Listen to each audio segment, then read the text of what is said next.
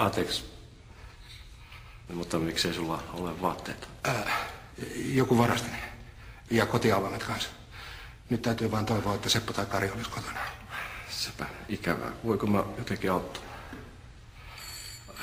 Asiakas jo. Joo, mene se vaan. Kyllä mä pärjään.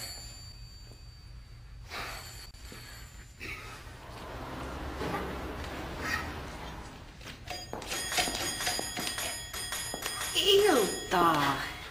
Mitä sä siinä tuijotat? Ei, kun no onkaan mä nyt ennenkin vähäpukeisia miehiä nähnyt. No niin, varmaan oot joo. Mutta et löylykiuluun pukeutunut. Se on kyllä ihan totta. Ismo kulta, minkä takia sä oot ilman vaatteita? Minkä takia sä oot ilman vaatteita? Minkä takia sä oot ilman vaatteita? Minkä takia nyt kaikki kyselee sitä? Se nyt on ensimmäinen asia, joka... Onko tää joku uusi pervoharrastus vai minkä takia sitä alkaa alasti pompit? No mitä outoa tässä nyt muka on? No hei, tänne on kuule äijillä pukupakko. Sivuun siitä! Kauheeta. Jos Ismolla oli oikeesti joku hätä, mitä vaan virtaa. Tuntuu Laitilalla olevan aika omituiset härät aina. Pitääkin mennä kysymään. No etkä me anna olla nyt.